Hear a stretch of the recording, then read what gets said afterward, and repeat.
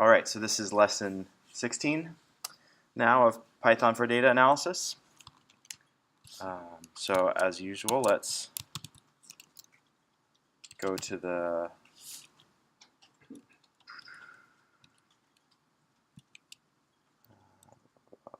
main page. GitHub. There we go. And so just to orient ourselves here, we've got today we're going to do pandas group operations. So this is the last dedicated pandas lesson. We'll have covered most of the pandas functionality after today. And then the remaining 4 classes, we're going to do statistics next week. We'll have a little bit of statistics also in lesson 18 as well as 17. And then the last week, which again, those are the 2 that I think will be on the same day. 18 and 19, we'll do modules and classes. This is kind of more advanced data structures in Python that allow you to create your own packages. And then we'll do Git and GitHub in the last lesson, which you've been using sort of as a user by downloading the lessons and things, but we'll actually learn how to create our own repositories and contribute to them. So that's where we're at. So let's go to lesson 16. And click on that raw link, copy the URL, and then we're going to go to our lessons folder.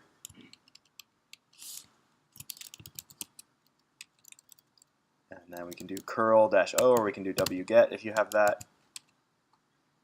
And then we're going to source activate our Python 3 environment, and then open up Jupyter Notebook.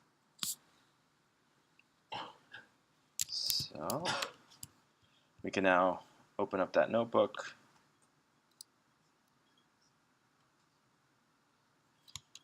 And we are ready to go. So this is group operations. This is, well, I guess the full chapter for today is data aggregation and group operations.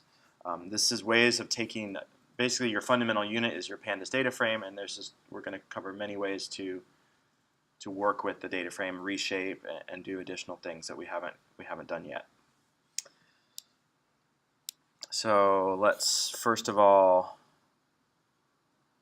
we can go to all output and clear. And then we're going to do the import. So we're going to use pandas, numpy. We're going to use this package called sys, which is system, some system functions, a matplotlib pyplot, seaborn, and then we're going to make sure we have matplotlib inline so that our plots show up in the notebook. And we're going to set the number of max rows to 20. So first thing I wanted to do today is talk about how you deal with the indexes. So oftentimes you want to change or remove or work with the indexes in different ways, and so we'll cover a few of those here. So first of all, we're going to use this survey scores 2015. So if we go to, let's see, let's go back to our terminal and let's just open up a new tab. You can hit Command T or whatever your, however you open up, or you can go up to and say new tab, and we're going to go to our SIO209 folder and type ls. And so our notebook is in lessons, but we want to see what's in data. So we're going to go to data, and so we're going to need to get, so I don't have, and I'm guessing you don't have this file. This is some survey data from a few years ago that we're going to use as an example. So what we have to do is we can go back to our GitHub tab, go back. We can just click on the main repository link, and then click on Data.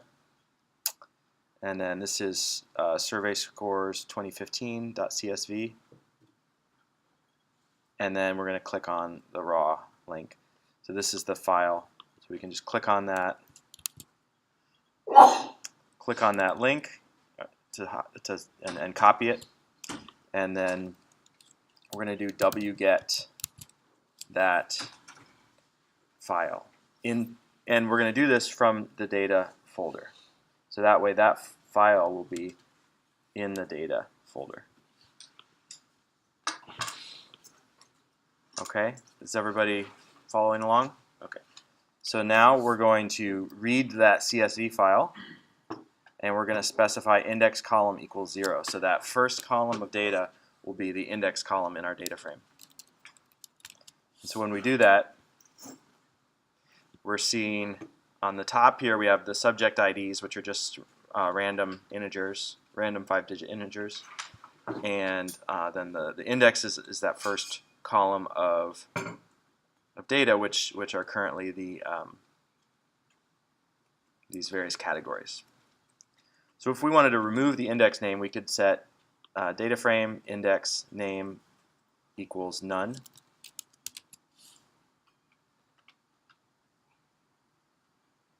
And so what we did was we previously had a name here that was subject ID. What's going to happen is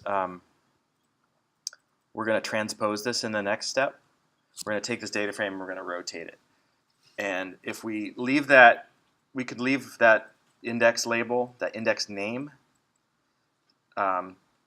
as whatever it is, but it's not going to make sense maybe when we transpose it. So one way we can just delete that index name is this. So we now just remove that column. We could also set that to something else if we wanted to rename it. So when we now we're going to transpose that, and we're going to store that as the same data frame, and we're going to change the index name now to student. So we did two things. We transposed the data frame and we renamed the index to student. So now we have the student names here, and we then have all the data from that data frame in the columns.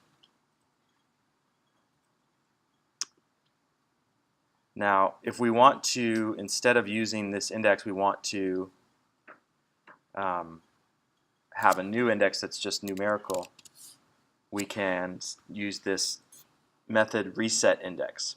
So we're taking the data frame, we're calling this reset index method, and we're setting in place equals true. So what this does is it's going to save that new data frame as the same name as the old data frame. And by resetting the index, it's going to take whatever data was in the index column. It's not going to throw it away. It's going to just create a new column with it, and it's going to add a new index to the left of where the old index was. And so now we have just a numerical index, which is perhaps what we want. Maybe it's not what we want, but this is a way you can do that if that's how you want to do it.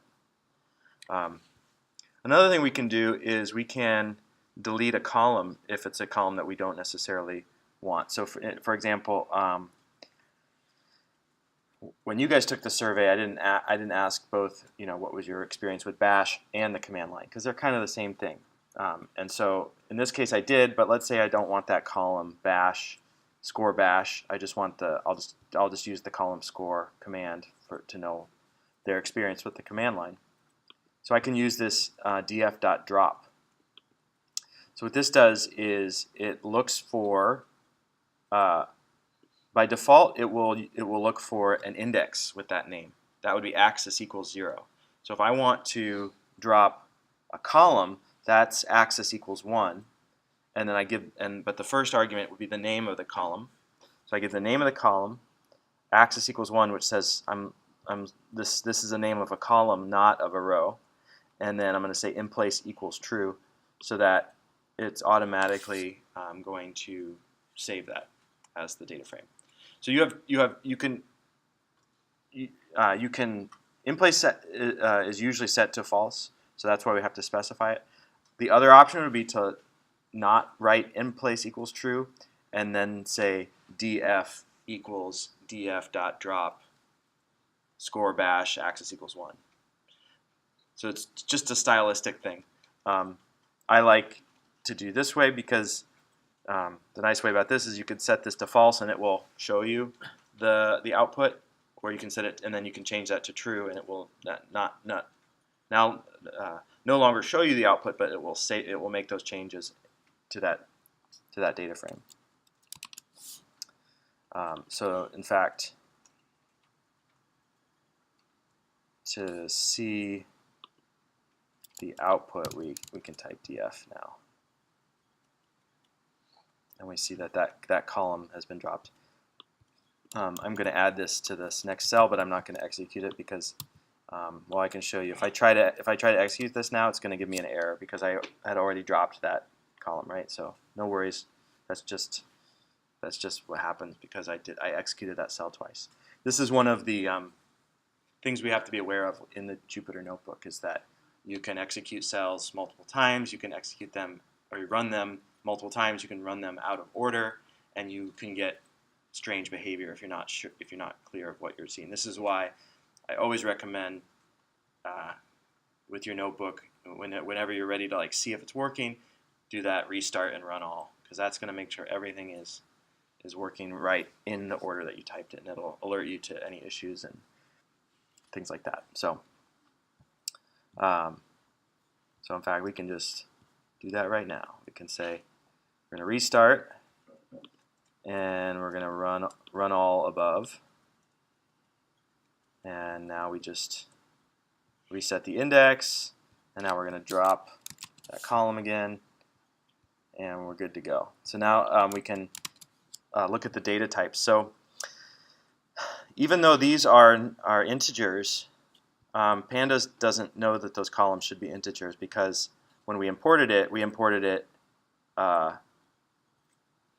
this way, where we had each column had a mixture of strings and integers, or objects and integers, and so it couldn't call these. You couldn't use integers for this column because it doesn't have all integers. So it just called it object or string, which is fine. But now what we have is we have a data frame where all of the columns are of type object. The problem with that is that we can't do statistics and numerical computation on those columns because they're not stored as integers or floats or whatever. They're stored as strings. If we actually want to do something, query that data, we need to convert those columns. So one way, there's several ways you can convert the types of columns, but one way, and we've talked about this before, but this is good to review. So one thing we can do is we can make a list of all of the columns that we want to change, which is these 5 here. Those should be converted to integers, and currently they're not. Currently they're objects. So we're going to make a list of those columns, and then we're going to say the data frame of those columns. So we're going to take a slice. Well, let's start with the part on the right. So we're going to say the data frame of those columns. So this is going to be a slice of the data frame of those 5 columns. We're going to then use this function as type to change the type to integer from string or object. And then we're going to set that slice as the slice in the data frame. So we're going to save it as itself of that slice. So the only part that's going to be affected is these 5 columns here. And those will be changed in place because of the way we set this up. And again, we can do this. Nothing is changed about, it doesn't look any different. But if we check the data types, we can now see that those 5 columns now have integer data type. So that's the way we can get the data frame set up now. This is all just